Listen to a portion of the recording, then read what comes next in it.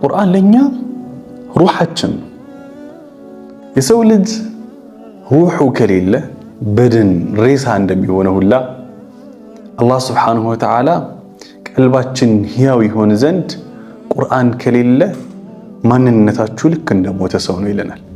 የቁርአንን ሚና በእኛ ህይወት ላይ አላህ ሲጠቅስልን እንዲህ ይላል፣ ወከዛሊከ አውሐይና ኢለይከ ሩሐን ሚን አምሪና። ሱብሓነክ ልክ እንደዚህ ከኛ የሆነ መንፈስን አንተ ላይ አወረድ። በሌላ የቁርአን አያ አወመን ካነ መይተን ፈአሕየይናሁ፣ ልክ ሙት በድን በቃ ኦነ የነበረውን ህይወትን ዘራንበት፣ ምድር ላይ የሚንቀሳቀስበትን ብርሃንን ሩህን መንፈስን ሰጠን ይላል። ሱራ አንፋል ላይ አላህ እንዲህ ይላል፣ ያ አዩሃ አለዚነ አመኑ እስተጂቡ ሊላሂ ወሊረሱሊ ኢዛ ደዓኩም ሊማ ዩሕይኩም። እናንተ ያመናችሁ ለአላህና ለመልእክተኛው ታዘዙ። ወደ ምን ሲጠሯችሁ? ኢዛ ደዓኩም ሊማ ዩሕይኩም፣ እናንተ ላይ ህይወትን ሊዘራ ወደሚችል ጉዳይ ሲጠሯችሁ ወደ ቁርአን ታዘዟቸው፣ ካልሆነ በቃ ትሞታላችሁ። ሱብሓነላህ። ከዚህ ሁላ በጣም የሚያጅበው የቁርአን አያ ሱረቱል ኢስራ ላይ ያለው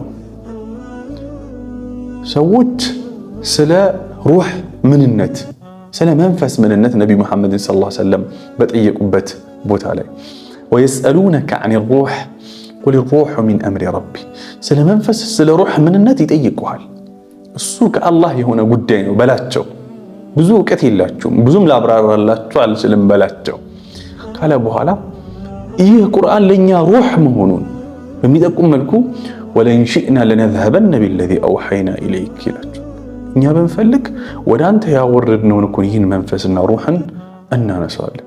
ከዚያ በኋላ መሄጃ መግቢያ ቀዳዳ መውጫ አይኖርህም። በቃ ኦና ትሆናለህ። ቁርአን ለኛ ሩሃችን ነው። በቃ እኔ ሩሂ ከሌለ እንደመሞተ ሁላ አንድ ሰው ነው እያልኩ ያለሁት ሙስሊም ምናምን አይደለም። አንድ ሰው የአላህ ስብሓነሁ ወተዓላ መለኮታዊ የሆነውን ይህን ሩህ ይህን ሰማያዊ የሆነ መገለጥ ሰማያዊ የሆነውን ራእይ ህይወቱ ላይ ማግኘት ካልቻለ ሙት ነው፣ በቃ ሞቷል። ሁሌ የጭንቅ ህይወት ነው የሚኖረው።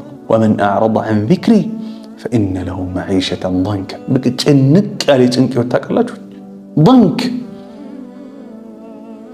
አግኝቶ አይደሰት፣ በልቶ አይደሰት፣ አግብቶ አይደሰት፣ ወልዶ አይደሰት፣ ተምሮ አይደሰት።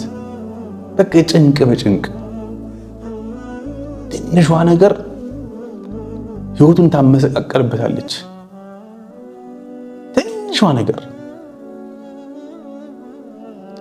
አለም የእኒ ሊለዚነ አመኑ አን ተኽሸዐ ቁሉቡሁም ሊዚክሪላህ። እነዚያ ያመኑ አካላት ወደ አላህ ተግሳጽ የሚመለሱበት ጊዜ ምን ነው አልቀረበም ወይ? ጊዜው አሁን አይደለም ወይ? ለአላህ ሱብሓነሁ ወተዓላ ወደዚህ ሩሃችን ወደዚህ የቀልባችንን ሕያው ወደሚያደርገው ጉዳይ ምንመለስበት ጊዜ መቼ ይሁን እያለ ነው አላህ ሱብሓነሁ ወተዓላ።